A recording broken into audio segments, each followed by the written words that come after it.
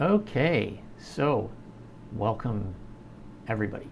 My name is John McLean Foreman, and just so that we don't bury the lead, tonight's main topic is going to be on dealing with chronic pain. How do you stay effective and empowered when. Can somebody mute there, please? Somebody's got their microphone on. So what we're going to be dealing with is chronic pain. So how do you stay empowered and effective when your life is just constantly full of pain? So what this is that we're doing is every single week we have people call in, and it's with a combination of something. So you have something you're trying to accomplish, something very specific you're trying to accomplish, and a place where you're getting stuck. And as long as you have that combination, then it's actually quite easy to get you unstuck. Because when you're in that mindset, that particular combination, because it's uncomfortable, that's where we search for solutions. So we're in a space where we're willing to think, willing to try new things. And just as a really interesting side note, if you ever want anybody to listen to you and they're not, if you can find that combination, what they really want and where they're getting blocked, that's where they'll start listening. But I digress. So when we deal with these problems, generally we can get you unstuck by the end of the night. And what we're also going to do is we give you a series of techniques to try, something to work on. So it's not just some idea you have, it's actually something that you can practice so that you actually get measurable results in your life. And then we pass on the technique to you so that you practice it each day for a week, and then the idea that you get tonight then becomes a skill that you have.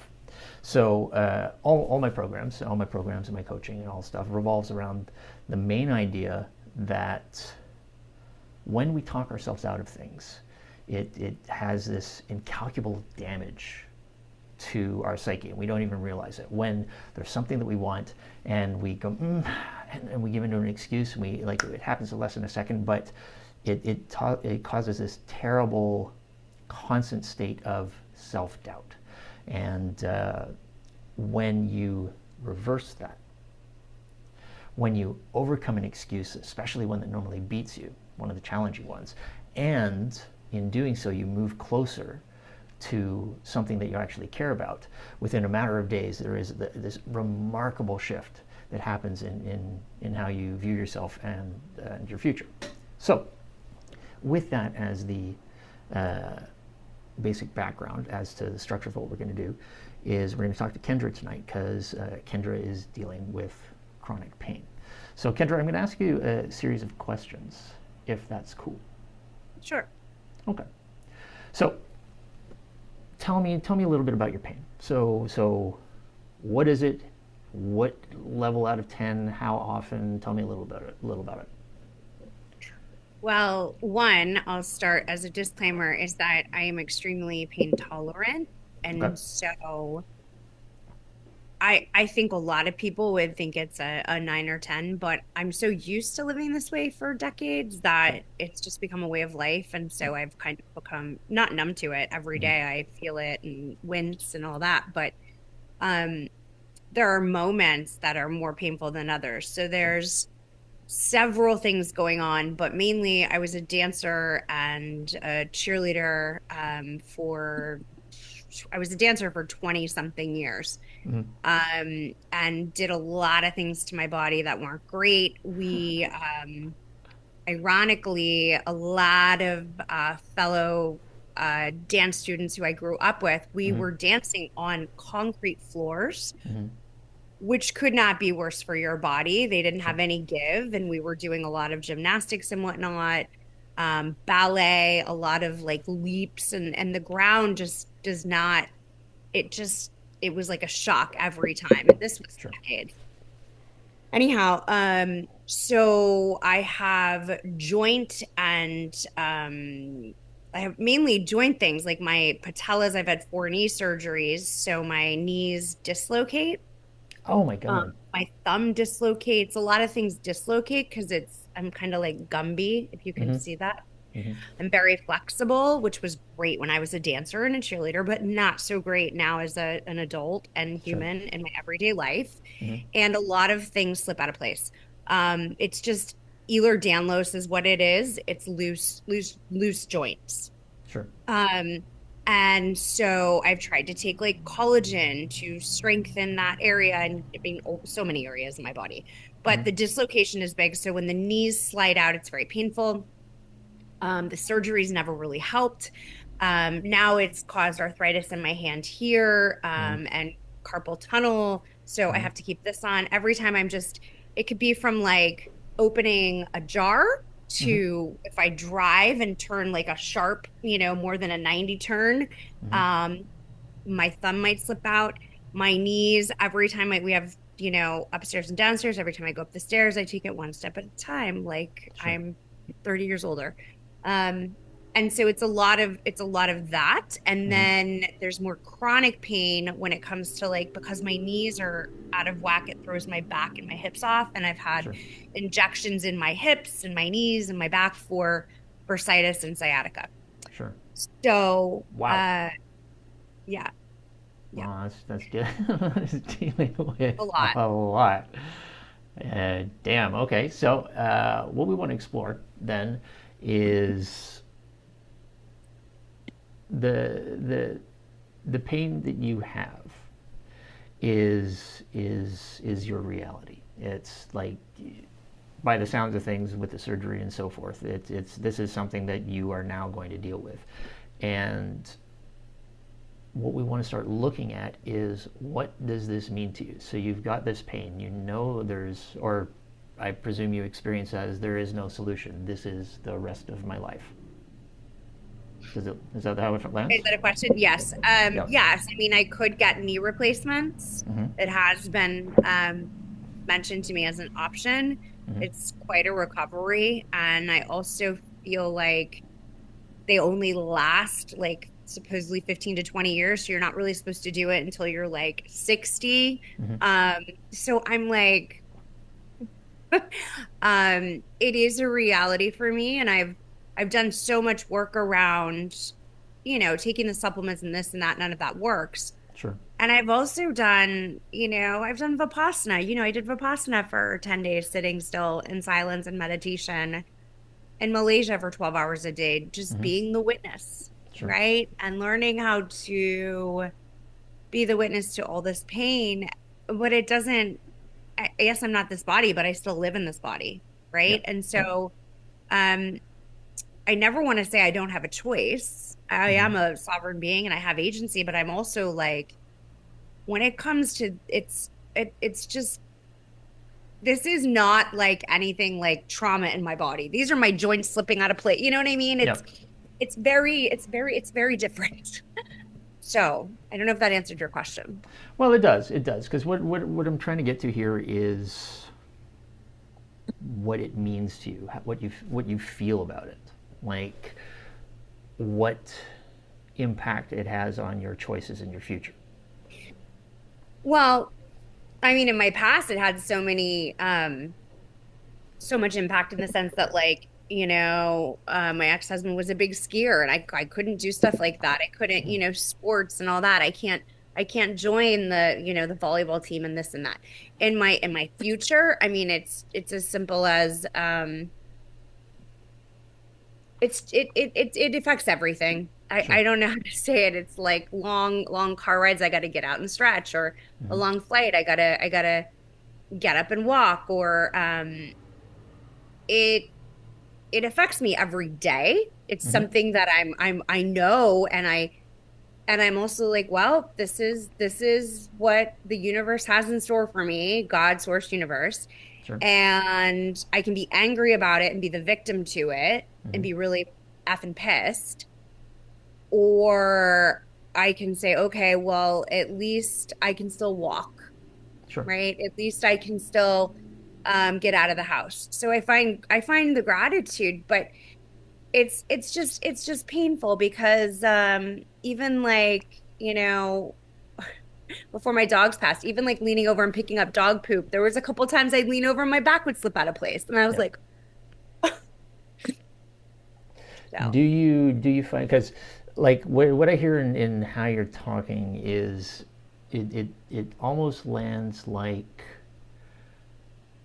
what you're saying here is how you feel you should feel about it, right? well, So am I it's angry? Of course. sure. Am I in pain? Yes. Am Mm-hmm.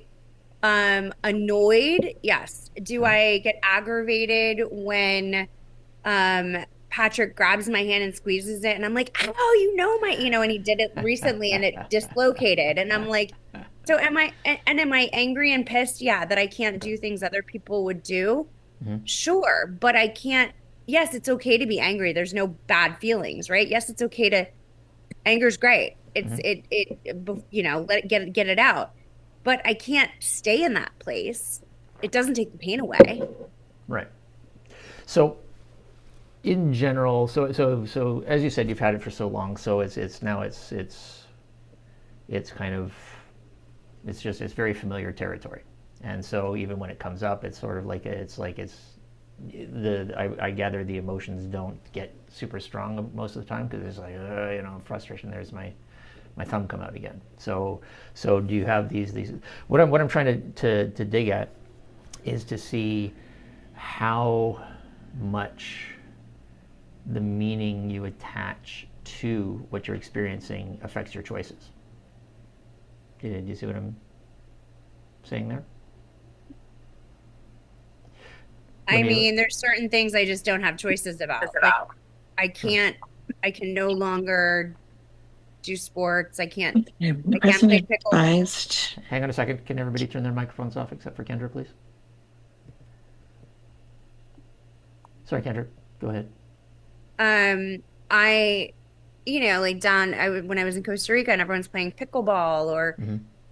um I can't do these things. Mm. And so does it affect my decision making? I mean, like I don't really have a decision in most of this stuff. Sure.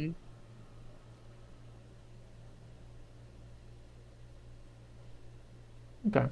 So we're gonna keep sort of digging into it, and what we want to start looking at is how much of your decisions are based on the reality of what you're dealing with versus how much are based on your beliefs and fears and angers and biases and so forth around what you're dealing with, right? Because as you say, your reality is that this is going to happen to your body, right? Maybe some medical solution comes down the road, and regenerative technology, who knows?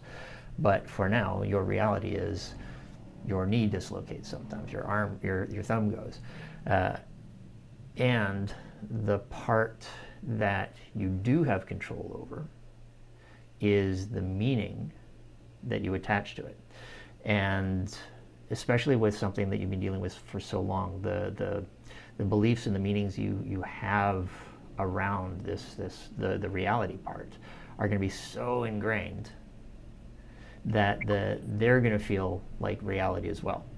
So we're going to practice some stuff to see if we can give you some freedom around that. Okay? So first of all, how did any of that land? Did that land like, shit, I've heard this before, or like what did you hear when I said that? I don't think, I mean, I'm telling you, like, I don't think, Sure. but I don't think that I allow it to limit me per Mm-hmm. se. Mm-hmm. Um, I mean, I'm co-hosting a retreat at the end of this month in Marrakesh, Mm-hmm. and Cool. yeah, it's exciting, Mm-hmm. and I'll be like hosting meditations, breath work, shadow work, whatever, and a dance like movement meditation. And I'm not saying no to it. Like I'm not letting it stop me, although I have Mm-hmm. had a thought like, well, maybe I should get insurance for over there because if something happened when I'm in Morocco, Yeah. like, my foot broke in Bali. Mm-hmm. And so I'm like, maybe I should but I'm not like scared, and I Mm. haven't gone into like worry mode yet. Sure. Um, but I'm thinking about it for sure. Well, I mean, I think I mean, you've found a space which I think it's again we're gonna dig a little deeper, but it sounds like you found a space that is sort of a pretty good balance between the reality, what you're dealing with, and still finding ways to get what you want and do what you want, but maybe within the limitations that you have. You know, because a lot of people who deal with chronic pain, it almost becomes a crutch in and of itself. You know, I've done it myself. I was in a a awful car accident when I was 17. I was hit by like a drunk driver, and you know I still deal with that to this day, and Mm. you know I think you so mentioned that to me in a text. yeah. That's horrible. I Ah, mean, well, you know, it sounds very, very painful. Like my body was like, oh, yeah. yeah, it was, and it still is. And actually, interestingly enough, it's like I do lots of stuff to sort of deal with the pain as well. And but it's like it's been like you say, it's like I'm so used to it now, I don't notice it. And then the Mhm. moment this topic came up, my body went, "Oh yeah, I forgot that we do that," and I have been in like borderline agony now. Now for 2 weeks, it's like Oh the whole no. bending over and stuff. But you know, it's like it no longer feels permanent to me because it's like I also this is also part of the danger of what people are dealing with when they have chronic pain because it does have this sense of permanency to it, right? The pain itself might have a permanency to it, but it's our belief that it has now limited us or something that causes all the sort of the emotional anguish, and it's this sense of I can now no longer get what I want. And when we're experiencing that and this is the cause, it causes like it amplifies the pain on whole different levels, right? Because now we're not just dealing with the pain itself, we're dealing with all our being really upset about the pain on top of that. And then, you know, when you're in that sort of pulls you into the fight, flight, freeze part of your brain, the sympathetic nervous system. And in there, you know, your brain is responding to threat, it's responding to upset. It's like, I mean, and so everything's going to sort of get amped up. So when you were actually talking about the meditation stuff you were doing, that was one of the things we're going to talk about as well, is as a practical method of sort of dealing with pain. If you can jump into your parasympathetic nervous system, get quick access to that, that it may not stop the pain, but it can drop the levels a bit, and it can help you deal with it in a slightly different way. And again, if this is something you're already good at, you know, for anybody else who's dealing with chronic pain, we're going to go through just a little quick exercise for that in a bit. So, did I ever teach you something called unanswerable questions, or that I call unanswerable questions? I don't recall. If you perhaps remind me what it Sure. is, I can tell you yes or no. Okay, so you are a trained actor, correct? Yeah. Okay. And if you were about to go on stage or about to do your performance, and Kendra was still in the character, how good would your performance be? You know, if Kendra's viewpoints were there instead of the character's viewpoints, how great would your performance be? It depends the role. When I was playing a heroin addict, Yeah. horrible because I'm not a heroin addict. Um, when I was, playing someone who's dealt with depression, I've been there. So like bringing that part of me helped. It really Mm-hmm. just depends. But in general, I see where you're going. Mm-hmm. It doesn't serve the character if I'm bringing a false reality in. Right. Cool. And so, for anybody who hasn't done acting, one, at least in my opinion, one of the things that makes an actor really great is the ability to remove their own identity and adopt the identity of the character. And when you can do that, especially if it's something that's vastly different than who you are, you know, being able, you will see things that character sees and feel things that character feels, and react, and maybe your body language changes, and so it all becomes very natural expression of who you are or who that character is and who you're being in that moment. And Kendra or whoever is playing the part vanishes for that moment, right? So why I bring that up is because when we have these very, if we have like a meaning attached to what pain means to us, it is very similar to not being able to let go of your character or of your own identity to adopt the identity of the character, right? So if you want to experience a belief differently, if you want to break up a belief, you have to be able to let go of beliefs that you currently have. So I teach a technique I call unanswerable questions.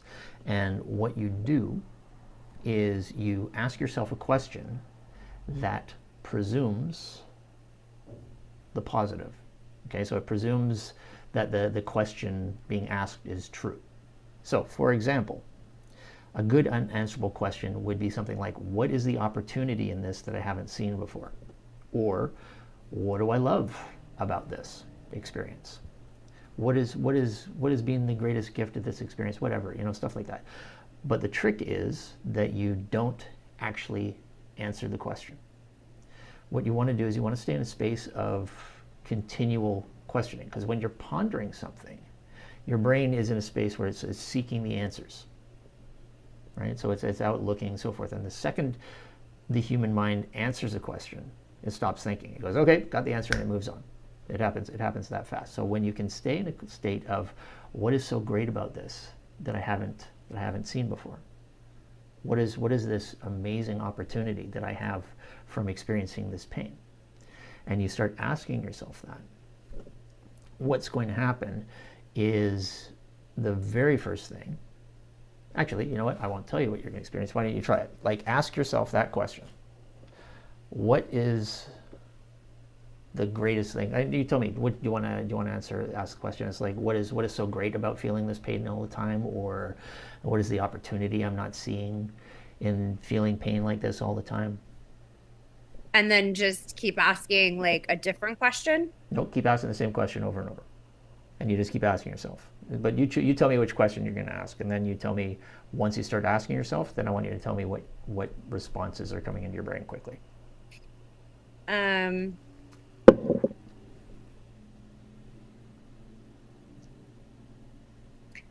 mean, I want to go like way out on a limb and be like, can I be grateful for this pain? Okay, okay, very good, very good, very good. Because asking, can I be grateful, presumes that you probably can't. So what you would ask for an unanswerable question, because every question has to have the structure of it presumes Oh, that the question open-ended? is true, right? So And it not a wouldn't yes be, or no? Is it more like a, it's why am I so grateful about this pain? oh, Why do I love this pain so much? Why am I so grateful for this pain? You see how it presumes that that the yeah, answer is that you are I grateful? know. And then I have the naysayer sitting there going, you're not grateful. You just get to Exactly. it. Exactly. So that's the first thing that came in your mind, right? Yeah. So Right. So that's a little too far out there then. It would be more like, what is this pain teaching me? no, stick with a No. grateful one because that's perfect. It's not that because again, what is the pain teaching me is looking for a specific. There's no presumption. Well, I guess it could kind of work, but it doesn't have that same power as why am I so grateful for this, right? Because what you want to do here, the whole point of this exercise, is it brings up all the beliefs that you currently have. When you start asking these questions, what's going to happen is your brain will argue with you. And it's going to go, but I'm not grateful. This sucks. I hate this. Yeah. And so then you go, okay, so why am I so grateful? Why am I so Am I grateful? trying to, I'm not trying to find an answer though. Not trying to find an answer. What you're actually trying to do is when you ask these questions and you keep looking, it can take 5 minutes, it can take 10 minutes, sometimes it takes 20 minutes. Generally it's not that long, but it depends how firmly you're holding on to your belief in the meaning, right? what you'll find when you ask these questions that'll kick in is your brain's going to argue with you, argue with you, argue with you, argue with you, argue with you, and suddenly it's going to let it go, and you're gonna be able to go, oh, there's stuff to be grateful about here, and it's not just conceptually. You will experience there is stuff to be grateful, and it's around me, and when you're in that space of why am I so grateful for this? And you snap into it. Suddenly, even without ever answering it, things will start, you will experience gratitude. You'll experience all these things. Your brain will start being alert to the idea of gratitude. And so your whole experience changes. And I feel like we should do another questions because I feel like I feel like I'm already going to the answer of like, well, I'm grateful because I got to dance for 20 years. I'm grateful because I got to cheer in college. I'm grateful because it means I'm still alive, right? I'm sure. grateful because, so I feel like I know the point is to not have an answer, but I don't know. I feel like, Well, we could try another one, but you're gonna experience the exact same thing. Why do I love the pain so much? You can do that one. What is it I love so much about the pain? What is the opportunity I'm not seeing in the pain? So no matter what you do, you're going to have the what is same the experience. opportunity I'm not seeing in the pain? Sure. So what was the first thing? What is the opportunity that I've been missing? What is the opportunity? What was your first reaction when you started seeing that?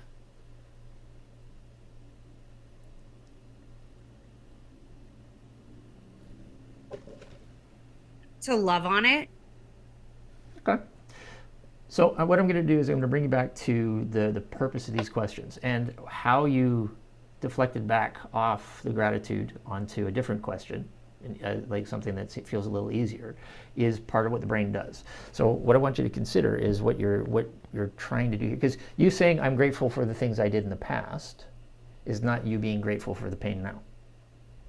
Right? Well, I can go back to that then. I'll go back to it. Well, I mean, but this is I'm just giving that structure. It's like it does. You can ask any question you want, but you still want to have the same foundational structure to it. Is your brain's going to argue with you? It's going to say why it's not true, and then it's going to try and answer questions a lot of the time, right? And it's not like you're going to feel grateful. You're just going to go, okay, well, yeah, that was good, that was cool, it's like you're not experiencing anything. And when you stay in the I don't answer, I just look stage, your brain will stop arguing with you, and it will assume there is something to be grateful for, and suddenly you will experience the gratitude. Now, why this works is, or one thing to notice about how it works is, notice how much your brain argues with you when you're trying to think differently. Okay, so let's say you're trying to access gratitude, or what the opportunity. What is the opportunity here? What is the amazing thing here that I'm not seeing? Right? You could ask that question. It presumes there's something amazing there that you haven't seen yet. It presumes there's an opportunity there that you haven't seen that yet. And depending on how strong, your pre-programming and the meaning you've got attached to it is, your brain will argue with you more. Argue. Then it'll start looking for answers, then suddenly it'll snap into a new space. So you choose the question, and then we'll practice a little bit. We'll go back. I'll take your coaching. Why am I so grateful for this pain? Okay. That was it, right? Yeah. Why am I so grateful for this pain? And but I'm not going to answer it. You're not going to answer it. What you're doing is you want to get to the experience. Yep. Like what I would normally do. In fact, I'll tell you what. You go ask yourself that question for 5 minutes, and then come back, and I'll do unanswerable questions with other people in the meantime. So go ask yourself that question for 5 minutes. Okay. You can turn off your microphone, whatever, and see what happens. See if you can get into that space of letting go what you currently believe, and get into the space of the question without ever answering it. Okay? See you in 5 minutes. Okay, so who else? Is everybody getting the idea of what the unanswerable questions are?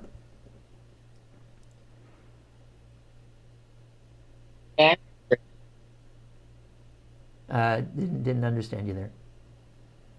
Yes. Yes, okay. So, for example, for you, what would be a good unanswerable question that you could ask yourself?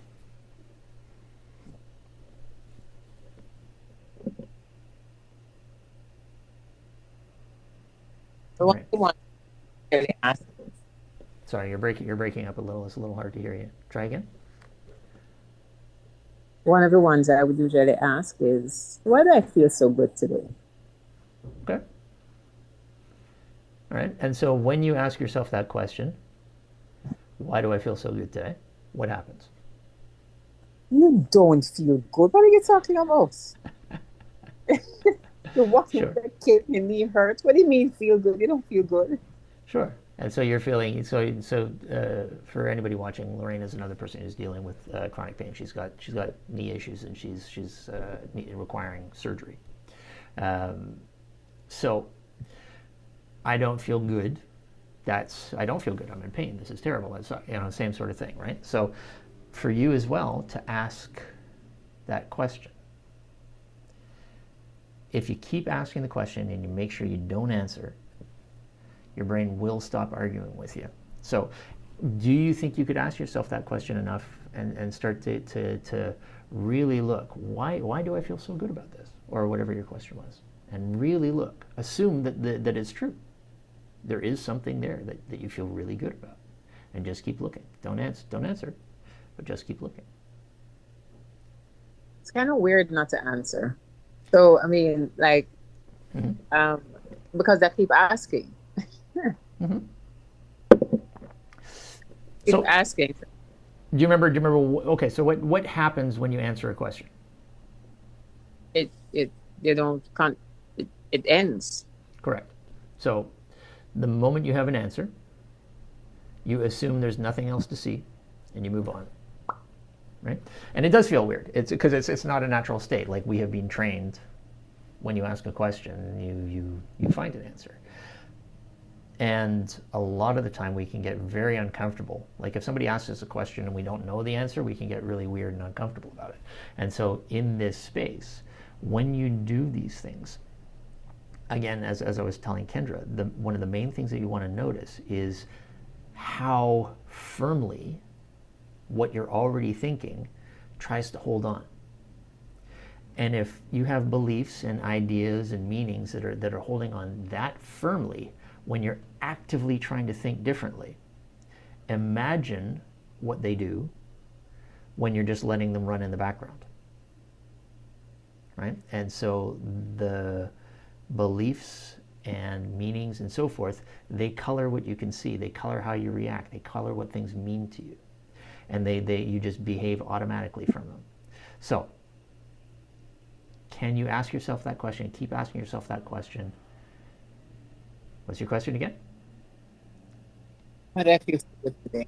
Why do you feel so good today? Why do I feel so good today? But here's the challenge. Sure, tell me. It's You're, just you're breaking up again. Can you put the microphone in your mouth? yeah. I think it's well. I just need to keep on asking. Does it would it make sense to continue expanding the question? Nope. Just stick with that one for now. Just Start stick with start start as simple as possible. You just want to keep asking that question. And what you're doing is you want to presume there is something that you feel really good about. Why do I feel so good? And everybody should be doing this for themselves. You can either ask the same question or whatever. Why do I feel so good about this? And the first thing is your brain is going to tell you what you currently think. Like, I'm going to ask it myself as well. It's like, what do I feel so good about? It's like, I don't feel good. I'm in pain. I'm concentrating. I'm doing something. I want to go to bed soon. Blah, blah, blah, blah, blah. So my brain tells me what my reality is. We have the ability to alter our realities. And once we get the hang of doing that, and we can first thing you have to do is you have to break free from what you currently believe. Right? You have to get rid of that character, that identity, whatever. And when you can break free of that, you can put anything in that you want. So why do I feel so good about this? Right? Have a look. Really ask yourself. And presume that there is something that you feel really good about. And then just look. And just keep letting go what your brain's telling you about the facts and reality. Just go, thank you, brain. It's blah, blah, blah. Thank you. And you keep asking yourself that question. Why do I feel so good about this? or whatever your exact question was. So when we do that, Mm-hmm. how long do we do that? Until your brain stops arguing with you. Ah. You know, generally, there have been times like the more upset I am about something, or the more I think something is true, or I relate to it as true, the more my brain argues, the harder it is to sort of access. Uh, but what you're going to find is, like, it could take 5 minutes, it could take 10 minutes, and you just keep asking, and you're going to start to feel your brain letting go of this presumption that things suck. Right? Because if everything sucks, you know how to react to everything, right? So if the world sucks, if the pain sucks, then anytime I deal with anything with the pain, it sucks, and that's how you're going to react, right? So it colors all your behavior, all the reactions, all the things you see, all the results you get. It's all going to be flavored by this sucks, right? And so the more you can let go of that, you're going to feel, as you ask the question, you're going to feel your brain starting to let go of that, and like in an instant, your brain will go, oh, there is something to feel great about. It doesn't mean you have to know what it is, but you get into that experience of there is something that I feel really good about this. And it's not even that you have to feel good about it. It's that you have broken free of the belief that was coloring your experience of the pain. Because as long as you have that belief, your experience, whatever your belief is like this. Okay, this is what it is. This is how you're going to experience it. It all sucks. Okay, so Kendra's back. We're going to see if she accessed it. So jump back in, Kendra. Well, Lorraine, I just want to acknowledge that he mentioned your knee pain, and so I empathize and my heart goes out to you. Kendra's got a big heart. I just feel your pain. Hmm. Okay. Yeah, I feel like I have the cheat code because also being a clinical hypnotherapist, Mm-hmm. and like having done NLP and all these tools of like Mm-hmm. reprogramming Mm-hmm. the mind, I'm like, okay. Mm-hmm. So I feel like I can tap in pretty easily to that. And Sure. it didn't take long for me to be like, why am I so grateful for this pain? And literally that voice that's like, you're not, like, went away very quickly. Mm-hmm. And but that's after years and years of practicing, Sure. you know. But I said, and then this the positive voice came and said, because it means you're alive. And then I Okay. said, okay, I'm alive. But I'm still in pain. Why am I grateful for it? And then they said, because that means that you're still here. Like you lost two friends last year to cancer, like two very close friends of mine my age, Mm-hmm. from high school. And so the voice said, you're in pain, but so were they, and they didn't make it. Sure. And so you're alive. And then I asked again and I said, okay, I get it. I'm alive. I get it. I get it. Like, but why am I grateful for the pain? Mm-hmm. And then it said, there's worse pain like going on right now. Sorry to be like Mm-hmm. so, No, it's true. but it said there's worse pain going on right now, like you know, in Iran, Lebanon, Israel, like, Mm-hmm. and even in our own country, let's be honest. Sure. Sure. Sure. But there's worse pain, whether that's mental, physical, emotional, all of it. Mm-hmm. And it said, this is literally the voice was like, this is nothing compared to that. Sure. And I was like, right. Okay. Okay. And so every time your Uh, brain answered the question, because you kept coming with answers, what was the experience that you had when you kept having, okay, here's an answer? Like, did you have the I come to closure experience, and then it's like, okay, I got to restart the system, or what was the experience of it?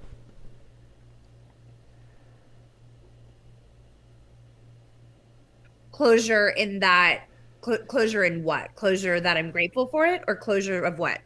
Closure in the question itself. Like it's when we answer things, we stop and move on to the next step. So, Oh no, because I wasn't. No, because I think because I wasn't happy, even though it was giving me positive feedback, it mhm, was like instead of giving me the negative, like you're not grateful, it was giving me positive feedback. Like my sure, my higher self kept jumping in and going, like I told you, like well, but because your heart's still beating, you sure, know. So um, So no, I didn't move on. Me, Hmm. me, my not my lower self, but just me, my human Sure, self sure, sure, sure. was like challenging my higher self, and I'm like, but that's not enough. Okay. Um, And try to do it again without actually answering. So, like, even when those ideas come in, what you're trying to do is not have an answer, have examples of why you're grateful. You're trying to break free of your current beliefs, and when you actually get to the experience of the question itself, when you really get into the question, what's going to happen is your brain, like, you will experience gratitude. It snaps you from whatever you currently experience, and like, bang, you get into this experience where you actually feel gratitude, see gratitude, and you need no examples because you're just fully aware that there's tons of shit to be grateful for if you were just reach out and find them. And then in that moment, when you have that space where you're in the eternal questioning, then these pieces, these opportunities will show up, and some answers will show up, but you don't have, but you stay in that eternal questioning, not in a space of, I'm not satisfied with that answer wasn't good enough, I'm going to try and find a better one. It's, there's an infinity of answers, an infinity of possibilities. And what you're doing is you're changing your perception from what your current space is into one of gratitude. And it's challenging, because letting go what you currently believe, challenging.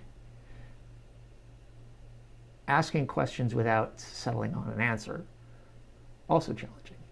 And like a good way to access the sort of the physical experience of what it is to stay in a permanent state of questioning would be to try and puzzle out a problem that's beyond your skill level, right? You could do a mathematical problem or a oh, logic that's a problem, good or metaphor. right. So it, sorry. No, no, no, Yeah. perfect. Go ahead. Go ahead. So that sounds like more like I like that. So it's more like it's almost like phases. It's almost like why I'm like curious Mm-hmm. to confused Mm-hmm. to like whatever, and then like into I'm thinking like even like the line of an arc of an actor, like Mm-hmm. why am I so grateful? Into like why am I so grateful? And then into like There. and There then we go. Yeah. into like why am I so grateful for this pain? Right. And Like so surprising. good. And so now you're starting to get the experience of it. Yeah. Yeah. And it is the and so yeah, it's like, treat it like it's that problem that is beyond your skill. And you can, like, Right. if you do like a logic problem or one of those puzzles that doesn't have a like an immediately clear answer, Right. you will experience what it is to keep thinking about something and not have that answer. You just keep looking, keep looking, keep looking. And that's how you treat these questions. And when you do that, exactly what you just accessed is you're going to go, oh, why am I grateful? And it is that acting experience. And when you do that, you're letting go of the old stuff, and you're changing your worldview into, I see these opportunities for gratitude. And so all kinds of things to be grateful for are going to show up, right? So the reason we did that exercise is because however you relate to your pain, with the anger, with the frustration, with the so forth, if you can ask yourself these questions, what it will do is it will break you free from your relationship to your pain. And you can choose what you want your relationship to be. Now, you're still going to have certain physical limitations. The pain's still there, the dislocations are still going to happen. But what you've let go of is the limitations of what you believe is true about the pain and the dislocations. And so it opens up a whole world of opportunities that you may never have seen or even like dared to ponder before. Because I promise you, there are remarkable opportunities in what you're experiencing. Don't know what that is, but I'm not in the space of answering right now either. I'm now like, yeah, no, there's some amazing things. There is some like, I can change the world because because of what I'm going through, and that's it's finding an answer, of course. But the in that space, there is so much that could happen. There is so much that you could find that's grateful, and so you will have an easier access to it, because when you access that ability that you use when you're acting, you can apply this same skill to how you view your life. And as you know, that when you're really deep in a role, you see the world differently. It's like, if people are familiar with the muses of mythology, a lot of people have referred to the muses over the years, and it's like, I wrote this piece of music and it was like it came from somewhere else, or I wrote this story and it was like, it was words I never use, and it was feelings I never felt. And that is what this is. This is removing all the noise, all the bullshit, all the beliefs, all the sadnesses, all the whatever that is running in our autopilot. And it's letting all that shit go and just being in that space of pure creativity. And in that space, that this doing this question, it can be a challenging little exercise, but when you do that, no matter what you're feeling, what you're experiencing, what you're going through, you can break yourself free from it and see things afresh. And you just have to give yourself the patience and the time to spend that 5, 10, 15 minutes or whatever it is to do it. Okay? Now, how's that landing for you? Yeah, that's amazing. Yeah? Cool. So, the other thing that we're going to touch into super quickly is now that what I'm going to ask you to do, because with these series of coaching, we never want to leave anybody. So anybody who's dealing with something like who's watching it online, or anybody who's here in the group with us, take whatever inspired you in this conversation. Take whatever gave you like, oh, that's a cool idea, or I didn't quite get that, but I want to try it. Take it and practice it for a week. But what you want to do is you also want to aim it at something you care about, right? So, Kendra, what I would say that you would want to do this week, and Lorraine, you too, is in relationship to your pain this week, you want to ask yourself an unanswerable question each day, and give yourself the time and the generosity to spend 10 minutes, 15 minutes, whatever, and see if you can get into that space of breaking free from what you currently believe and into a space of that creativity, where you can ask this question and really consider it like it's true. Why do I feel so good? Why am I so grateful? What is this amazing opportunity that I'm missing? Right? And then by doing that, you're going to find this remarkable experience by the end of the week, because you will have practiced for a week breaking free of belief systems that color everything that you notice, that everything you interact with, and having that ability to break free of beliefs like that, and then create, I will see what I want to see, is an amazing power. And so when you're dealing with something that is horrible, that is challenging, that is intrusive, like physical pain, being able to change your reality around it changes the whole experience. Because what we go through with the pain that never goes away is bad enough. When we add all the meaning and the upset and the it's not fair and I don't get this and I can't do that anymore, when we add all that, it amplifies the whole experience. Okay? So the last quick question is, I want to touch into something that you said before as well, which was about what was the name of the meditation that you did? Vipassana? Yeah. So that was silent? You sit still for a long period of time and then just pay attention. Is that Oh how it yeah, works? you're in silence, you're meditating for 10 days straight. I mean, you can do 3 days, but I did 10. Yeah. Oh, well, yeah. As you can see, I don't think I could ever stay quiet for 10 days. So, one of the things that you want to be able to do, because we've talked about before, in the various teaching stuff, is the difference between the sympathetic nervous system and the parasympathetic nervous system. And the sympathetic nervous system is the intuitive, fast, come to decisions quickly, all the stuff coming from the autopilot. Is where the fight, flight, freeze system is. It's where you're dealing with threats. It's all that stuff, and it's the stressful part of your body. So the more you distract yourself, the more you sort of stay in that stress part of your mind. And so thus the danger of constant TV or scrolling on your phone or whatever, because you're always in the sympathetic nervous system. When you can snap into your parasympathetic nervous system, this is the place where You do the deep breathing and you stimulate the vagus nerve. And in this space, when you do these deep breaths, the diaphragmatic breathing, as an example, when you don't just take a deep breath, you say actually breathe from the diaphragm, and you're stretching the diaphragm as you breathe. You only do that when you're safe. You don't breathe like that when you're in danger, right? So when you do these moments of relaxing my muscles, relaxing my mind, letting go of all the noise and the diaphragmatic breathing, your body goes, oh, I'm safe. And all the chatter and stuff that happens in the sympathetic nervous system, it starts to go quiet. And so the more you can access the parasympathetic nervous system, that gives you a different relationship to pain as well. Because you will experience pain differently, because it's no longer being amped up by the feeling of threat, by the I'm not going to get what I want, by the upset around it, right? So it's not being intensified. So in the parasympathetic nervous system, you're still going to have the pain, but you can be in this space of, okay, I can think clearly. You can hear your inner voice more clearly.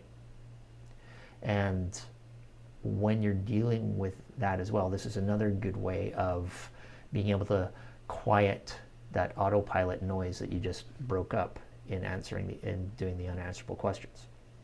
That part of your brain gets a lot quieter when you do this.